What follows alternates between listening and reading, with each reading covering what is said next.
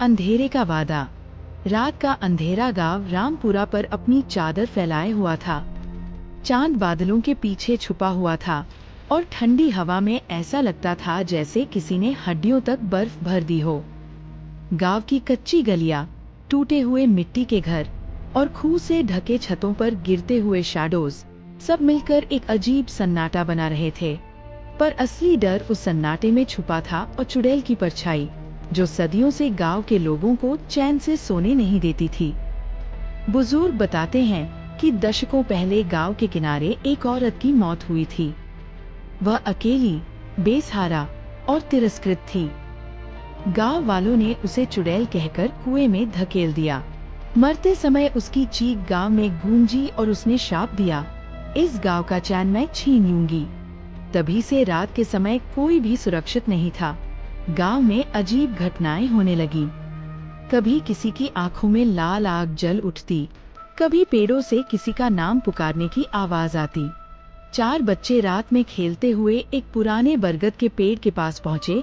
3 लौट आए, पर चौथा किशन कभी वापस नहीं आया। उसके दोस्तों ने कहा कि उन्होंने बरगद के पेड़ के नीचे किसी औरत को खड़ा देखा था। इसी बीच गांव में आरव नाम का 10 साल का बच्चा रहता था। उम्र कम थी, पर हिम्मत बहुत। अंधेरे से डर नहीं लगता था उसे, बल्कि जिज्ञासा थी, आखिर ये चुड़ैल कौन है और क्यों लोगों को सताती है। एक रात जब पूरा गांव सो रहा था, आरव को सपना आया। वह कुएं के पास खड़ा था और सामने वही औरत थी। उसका चेहरा खून से लथपथ, आंखें लाल आग की तरह जल रही थीं। उसकी आवाज कांपती हुई आई, आरव, केवल तू ही मुझे रोक सकता है। अगर तूने कोशिश नहीं की तो मैं सबको ले जाऊंगी। आरव हाफते हुए उठ बैठा। खिड़की से झांका तो दूर बरगद के पेड़ के नीचे वही आकृति खड़ी थी। बाल हवा में लहराते हुए, आंखों में लाल चिंगारियां चमक रही थीं। अगले दिन गांव वाले चौपाल में इकट्ठा हुए। सब डरे हुए थे। कुछ कहते गांव छोड़ दो, पर आरव ने साहस दिखाया, अगर चुड़ैल सच में है तो मैं उसका सामना करूंगा। लोग हंसे, लेकिन आरव की आंखों में डर नहीं था। उस रात आरव अकेला निकला, हाथ में दीपक और गले में माँ दुर्गा की मूर्ति। हवा में अचानक सन्नाटा, कुत्ते बेकाबू होकर भौंकने लगे। जब वह कुएं के पास पहुंचा, तो पेड़ की शाखाएं अपने आप हिलने लगी।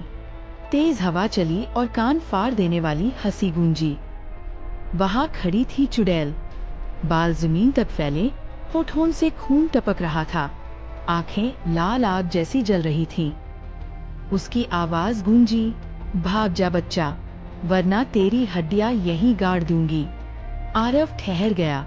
उसकी मासूम पर दृढ़ आवाज निकली, तू मुझे डर नहीं सकती। मैं जानता हूँ तू श्रापित है, लेकिन निर्दोषों का क्या कसूर। कुछ पल के लिए चुड़ैल चुप रही। उसकी लाल आंखों की चमक हल्की हुई, पर फिर उसका चेहरा विकृत हुआ और चीख निकली, मैं नहीं रुक सकती। खून ही मेरी प्यास है। आरव ने माँ दुर्गा की मूर्ति जमीन पर रखी, दीपक जलाया और पूरी ताकत से बोला, जय माता दी, मुझे और मेरे गांव को बचा लो। हवा तूफान बन गई, पेड़ की डालियां टूटने लगी। चारों ओर अंधेरा और शोर। चुड़ैल की चीखें गूंजने लगी। धीरे धीरे उसका शरीर धुएं में बदल गया।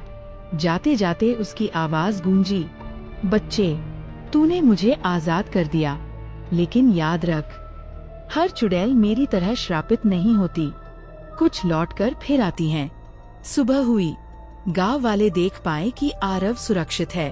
डर खत्म हुआ, पर आरव अक्सर खिड़की से बाहर देखता और सोचता, क्या चुड़ैल सच में चली गई या किसी और रूप में वापस आएगी। एक रात उसने खिड़की से झांका। चांद बादलों से ढका हुआ था और उसी पल खिड़की के शीशे पर लाल उंगलियों के निशान उभर आए, जैसे कोई अदृश्य हाथ उसे छू कर चला गया हो। और हवा में फिर वही हंसी गूंजी, समाप्त, या शायद नहीं।